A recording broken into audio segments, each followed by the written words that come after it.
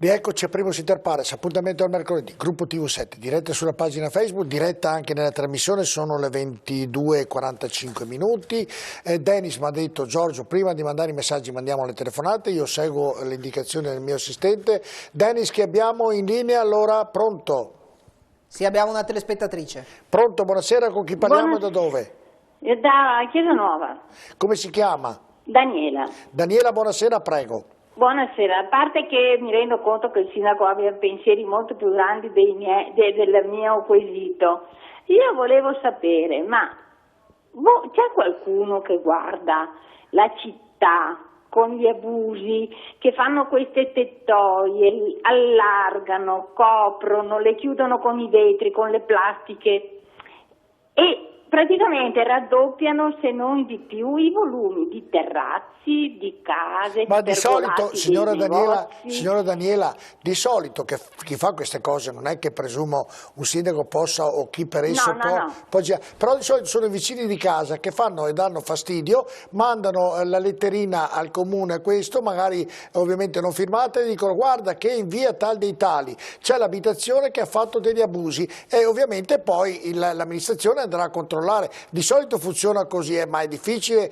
che se ognuno fa un lavoro qualcuno dell'amministrazione... Io penso solo che con quello che vedo in giro di abusi, di gente che si allarga, di confini che non vengono rispettati, mi sembra proprio strano che nessuno mai se ne accorga. Mi scusi, signora Daniela, che debba intervenire il privato, che poi non so se proprio va sempre a finire nella privacy, ecco, perché sono conflitti un po' anche fra vicinato, fra persone che non conosci bene. Ovvio, però funziona così. Ti trovi veramente spiazzato a volte. Ecco, io vedo tantissimi di questi gazebi che moltiplicano i volumi delle case senza avere il permesso. Terrazzi, delle piazzole, dei bar. Signora Daniela, se lei vede molti di questi, ovviamente, ripeto, ci vorrebbe ovviamente qualcuno ma dell'amministrazione, i vigili se ne accorgono, ma ci vuole il vicinato, che magari non è amico dell'altro vicinato, che manda una letterina all'amministrazione per far presente che l'avvenuto non rientra nei parametri. Lei pensa che un vicino sia sufficiente o ci vuole un gruppo? Basta un vicino manda una lettera e dice che c'è una casa che non ha rispettato i parametri regolari. Però capisco quello che dice la signora, non è bello fare questo, ovviamente. Non è bello, però è così. Abbiamo una sezione di vigili urbani, della polizia locale, che controlla queste cose. Ma non può Paolo è grande. Ma non può controllare, scusi, Paolo è grande, per cui anche a occhio loro vedono le cose, anche in maniera autonoma si muovono.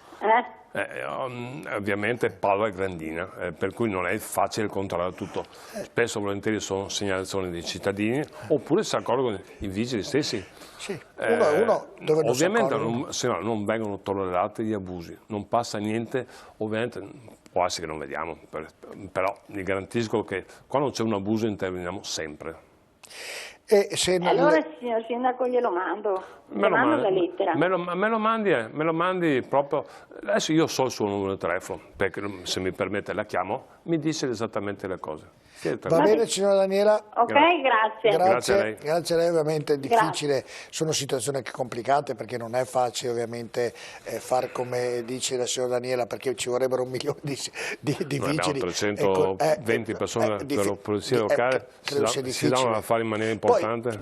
C'è anche oggi con la nuova legge che uno può aumentare del 20% il proprio volume, quindi sono anche delle varie leggi, magari uno è anche regolare, quindi bisogna verificare. Il piano permette aumenti importanti fino al 60-70%, esatto. Si usa materiali, non voglio...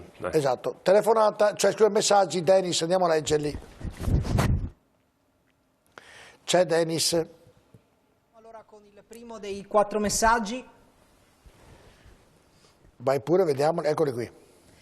Buonasera, vorrei sapere quando verranno tagliate le rame alla base dei tigli in zona Santo Stefano, Brusegana, in quanto è già il 3° anno consecutivo che telefono per rimediare a questo problema perché sui marciapiedi non si può più passare. Grazie.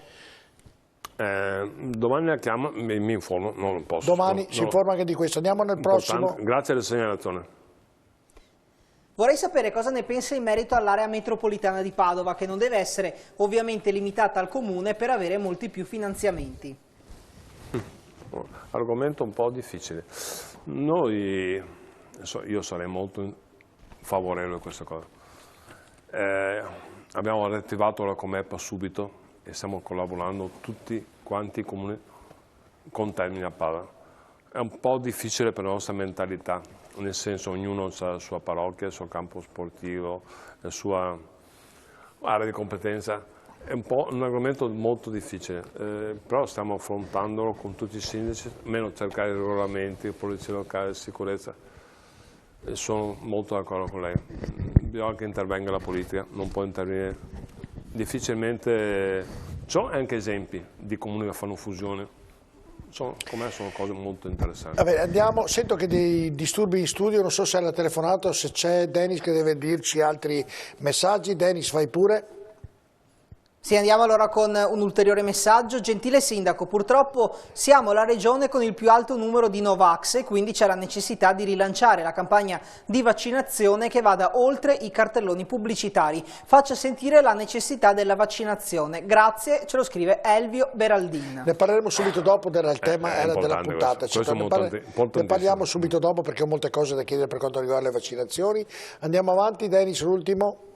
Per favore illuminate gli argini perché sarebbe bello passeggiare alla sera, ma spesso risulta impossibile. Abbiamo appena illuminato, mi piace moltissimo questa cosa qua, siamo pieni di risorse, abbiamo illuminato, tanti anche nel passato sono stati illuminati molti argini.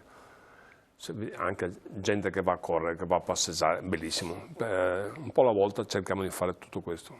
Ecco, ritorniamo ai vaccini, era proprio la domanda, era la parte ovviamente della trasmissione. È una città che sta, per merito della fiera, anche delle zone limitrofe, Selvazzano, che hanno aperto dei punti vaccinali, insomma sembra che la vaccinazione stia andando a un buon ritmo, i vaccini sono arrivati, insomma dovrebbero aprire la settimana prossima i 50enni, quindi insomma comincia a esserci una certa, diciamo, tranquillità sotto questo profilo. Oggi parlavo proprio con il responsabile di terapia intensiva, hanno chiuso la parte Covid di Sant'Antonio, c'è ancora penso 18 letti, 17 sono occupati, ne entra uno ancora al giorno, ovviamente, però nessuno di quelli che entrano sono stati vaccinati, quindi dentro tutti i non vaccinati, e quindi vuol dire che chi si vaccina ha delle ampie garanzie di non prendere Covid, e se lo dovesse malauguratamente prendere non sarebbe altro che un raffreddore, un piccolo influenza.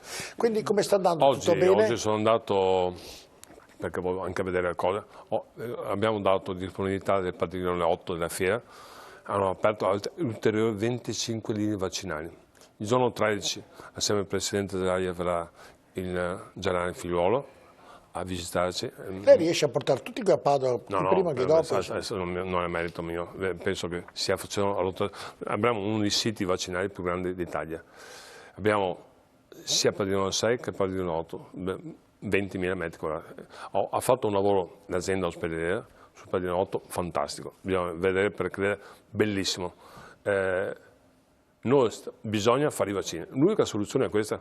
Adesso abbiamo vaccini, abbiamo medici, devo dire anche l'ospedale militare fa quasi 500 vaccini al giorno. Anche i medici di base? Medici di base, importantissimi, medici di base stanno facendo vaccini. Aziende? Aziende, no, aziende non ancora, tra poco saranno anche le aziende. Per cui a me è piaciuto molto quello che ha fatto il Premier Draghi.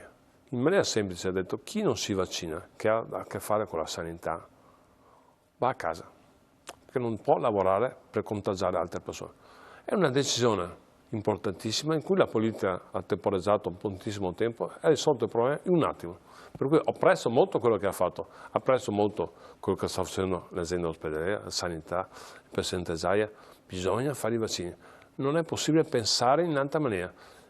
Se noi non risolviamo il problema della salute, non risolviamo il problema dell'economia. Mi sembra che finalmente stia andando. Ma noi stiamo intensificando. Mi sembra che siano anche accelerati un po'. Noi stiamo intensificando anche la campagna di informazione sotto vaccinale. È quello che chiedeva il telespettatore.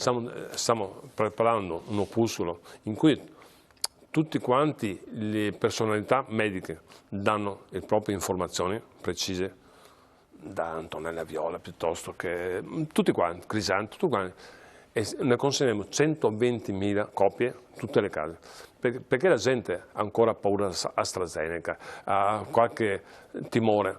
Vi garantisco, non sono io che lo dico per carità, che non c'è problema a fare i vaccini, bisogna fare i vaccini, ma devo dire, oggi ho parlato con il dottor Fortuna, con i sindaci del territorio, stiamo andando benissimo. Ricordiamo dottor Fortuna, presidente dell'US. Do tutto per scontato, presidente dell'US, direttore dell'US. Stiamo andando benissimo con i vaccini, stiamo veramente raggiungendo quello che ho promesso al generale Figliuolo, stiamo attuando 500.000 vaccini al giorno. E in Veneto sta andando bene, per cui bisogna fare i vaccini, e chi non fa i vaccini, oltre a rischiare, mette a rischio i familiari o qualche altro. Io penso che veramente non voglio neanche pensare a quello che leggo, quello che mi dicono sui social, cose incredibili. Si fa i vaccini se uno rischia. L'Inghilterra aveva un morto ieri, un deceduto, ha fatto 22 milioni di vaccini. AstraZeneca, che tutti quanti, AstraZeneca è stato fatto un disastro, sono aperto comunicazione, non da parte ovviamente del governo, ma forse da parte di AstraZeneca stessa, dell'azienda, prima 60 anni, o 60 anni, 40, un caos, per cui la gente non capiva più. Ma AstraZeneca, inglese ha fatto 22 milioni AstraZeneca, di vaccini, insomma, stavano bene tutti quanti, un morto. Per cui state tranquilli, fate i vaccini, sono una cosa importante. Noi, oltre a fare i manifesti, intensificheremo la comunicazione. Proprio i leader, di quanto riguarda i medici, daranno la loro opinione su questo.